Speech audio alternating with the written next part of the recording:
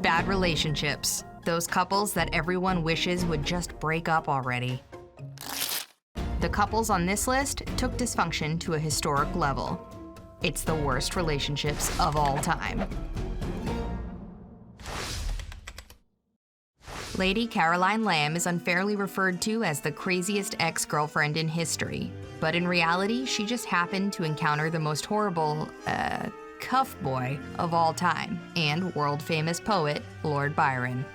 Lamb, who was married to William Lamb, 2nd Viscount Melbourne, initially sought Byron out as a fan, but they quickly began a whirlwind affair. Lamb was manic, jealous, and obsessive, the result of a difficult upbringing. On one occasion, she spotted Byron chatting with another woman at a party and threatened to cut her own wrists with broken glass. A nicer fellow would have seen these as red flags and moved on, but Byron was fascinated by Lamb's outrageous behaviors. He even considered eloping with her. Eventually, Byron grew tired of Lamb and became distant. He strung her along with letters and lies for 5 months before writing to end their relationship. The emotional abuse sadly led to Lamb's eventual breakdown.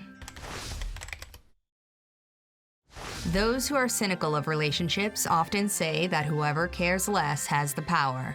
When it comes to the affair between Oscar Wilde and Bosie Douglas, the saying seems to ring true. Wilde's love letters to Douglas were written with such a beauty and passion, they were later published as a collection, titled Oscar Wilde, A Life in Letters. No love was stronger than Oscar's toward Bosie, who became the writer's literary muse. Bosie's father, John, the 9th Marquess of Queensberry, however, was horrified by the rumors of homosexuality.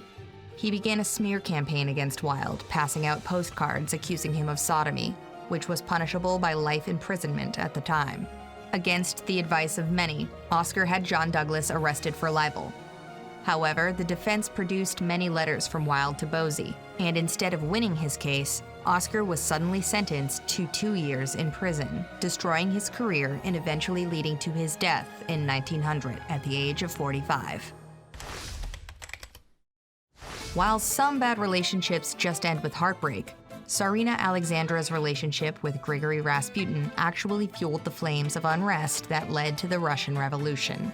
Rasputin gained Alexandra and her husband Nicholas's trust when he managed to stop the bleeding of their hemophiliac son, Alexei.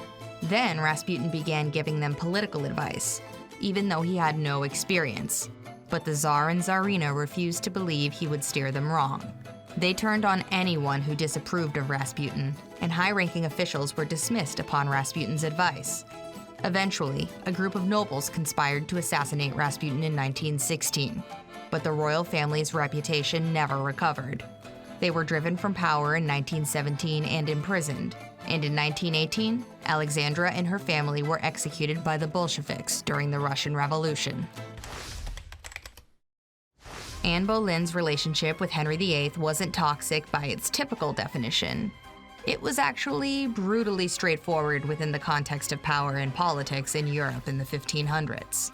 King Henry wanted a male son to be heir to his throne. His first wife, Catherine of Aragon, was unable to produce one for him, so he pursued Boleyn, Catherine's maid of honor. However, she refused to be his mistress, so he sought an annulment of his first marriage, which was much more complicated to do back then than it is today, and married Anne. Unfortunately, she wasn't able to bear him a son either, and soon Henry began an affair with her maid of honor. It's unclear why he didn't simply divorce Anne, but instead he accused her of adultery, incest, and possibly witchcraft.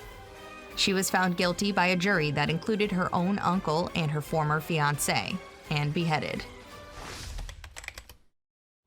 The fall of Mary, Queen of Scots reads like a medieval thriller. Her power had always been threatened by her political enemies, but none more so than by her second husband, Lord Darnley.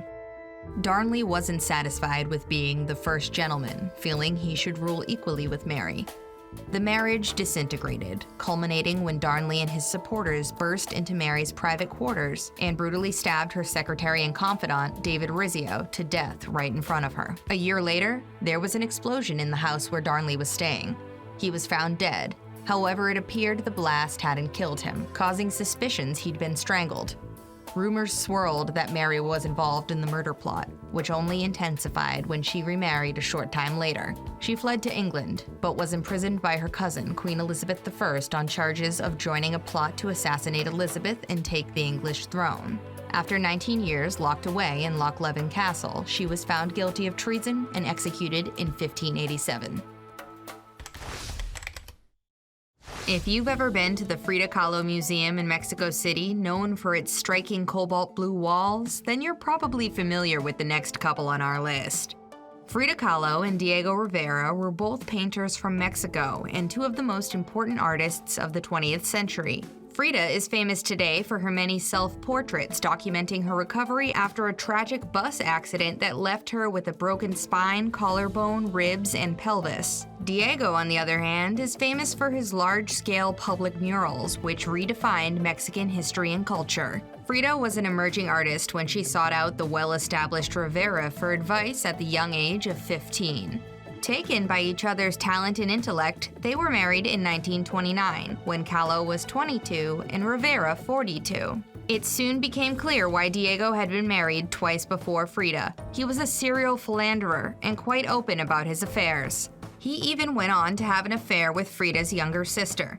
Frida's family nicknamed the couple the Elephant and the Dove, but Frida was no helpless bird and entered affairs of her own. Frida's most famous affair was with Diego's idol, Leon Trotsky, a Russian Marxist revolutionary. The relationship was famously tumultuous. They separated several times before getting divorced in 1939, only to get back together in 1940.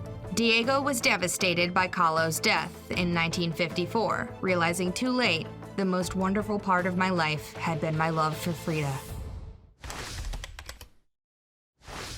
No last names necessary for the most infamous couple on the list, Bonnie and Clyde.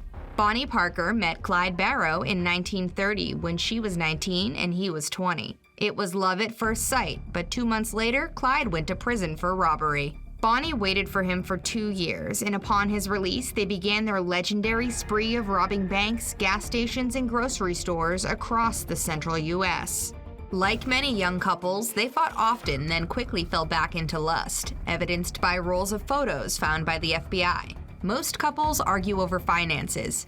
It's different when your source of income makes you a fugitive. And it's totally normal to get into arguments after driving in the car together for hours. It's way different when you have a dozen guns in the trunk. After one of the wildest manhunts the nation had seen up to that time, the honeymoon ended on May 23, 1934, when they were ambushed by Texas Rangers and killed. At the time of their death, they were believed to have committed 13 murders and several robberies and burglaries. The criminal couple has continued to live in infamy, being the subject of numerous books, movies, and songs. So that's it, the worst, most disturbing, unhealthy relationships of all time. Think we missed anything? Let us know in the comments below. And after having time to reflect, I think this relationship has run its course, and we should see other people. It's not you, it's me, but I'll always remember the time we had together.